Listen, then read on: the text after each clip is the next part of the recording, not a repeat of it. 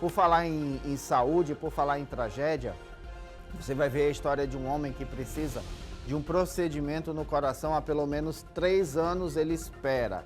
Ele vive à base de remédios e mesmo assim ele ainda tem crises que precisam de atendimento. Coloca na tela.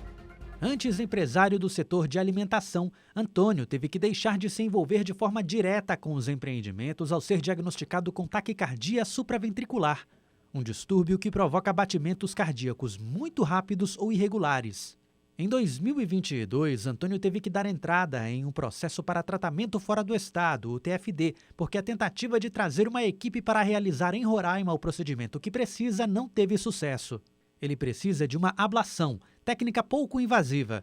No entanto, a resposta para o TFD ainda não chegou. A princípio, o médico me falou que tinha uma equipe que ia vir para o estado e ia estar realizando esse tipo de procedimento, mas acabou que não foi feito contrato com essa empresa e eles estavam fazendo só cirurgia peito aberto, a minha é uma cirurgia de ablação.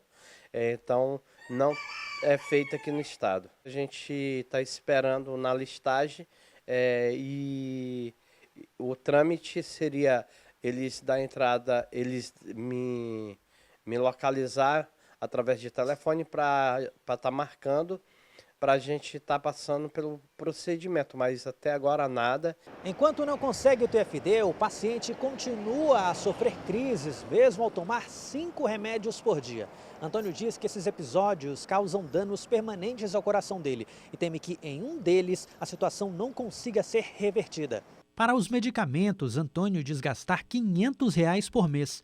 Ele reforça os impactos das crises e pede que consiga tratar a condição fora do estado o quanto antes. Como eu já dei aproximadamente 20 entradas ali no trauma do HGR na área de RCP, eu já tive o coração, um aumento de tamanho no meu coração, então ele falou que eu preciso fazer essa cirurgia, não dá para mim viver no resto da minha vida à base de remédios. Eu espero que a gente consiga esse TFD, até porque a minha vida depende dessa cirurgia. Eu sou consciente disso, todo dia eu procuro me esforçar quanto menos por conta dessa situação. Olha, quando eu estava revisando essa reportagem, eu assisti ela antes de ir para o ar, fiquei imaginando, eu lembro do Antônio de algum lugar, e eu lembrei quando foi citado na reportagem que ele trabalhava no ramo da alimentação, ele tinha uma pizzaria, se eu não me engano, no Caimbé, eu cheguei a estacionar lá perto, cheguei a ver o Antônio já algumas vezes nessa pizzaria, e aí eu fico me perguntando uma coisa, né, 3 anos, e o Estado ele deve dizer em nota, a nota não chegou, eles não responderam, deve dizer em nota alguma coisa no sentido de que não depende deles. Mas será que nesses 3 anos o Estado se esforçou para fazer com que o Antônio tivesse um tratamento digno e pudesse voltar, né, para o ramo que ele trabalhava e até empregava famílias? Será que o Estado não teria esse esforço do que apenas fazer um cadastro, jogar lá e esquecer, e aí a pessoa ficar sofrendo dentro de casa, como sofre o Antônio, querendo com urgência, e ele tem esse direito porque ele é um pagador de impostos, né?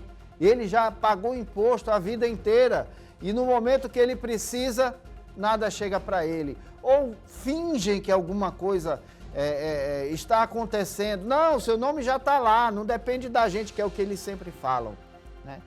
Depende da gente, tem que surgir uma vaga. 3 anos não surgiu essa vaga.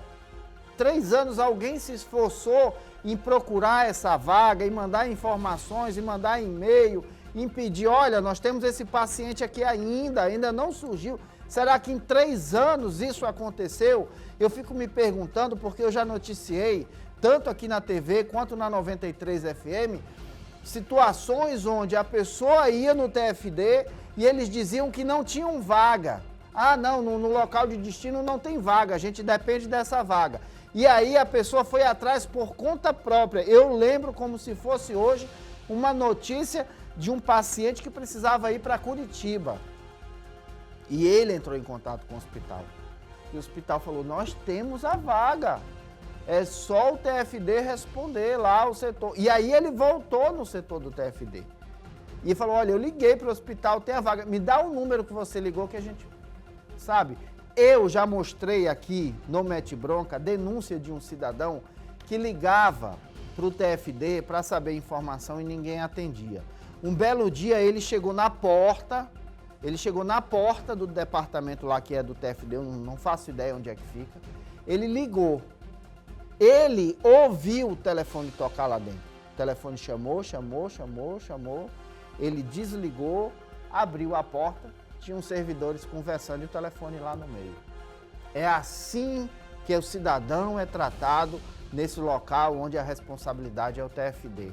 Já mostrei aqui no Mete Bronca também pessoas que perderam a vaga em outros hospitais porque simplesmente o servidor não respondeu um e-mail. Me diga se isso são coisas normais que devem acontecer em um departamento público que é responsável pela vida e pela morte de outras pessoas. Esse tipo de descaso, infelizmente, é comum. E eu espero que o Antônio, depois dessa reportagem, do fundo do meu coração, que ele consiga esse tratamento. Que ele possa voltar a ser um homem trabalhador, que possa voltar para o ramo que ele já teve, que possa empregar pessoas e ele contribuir para o desenvolvimento do Estado. Porque tem gente que chega aqui somente para atrasar a vida do cidadão.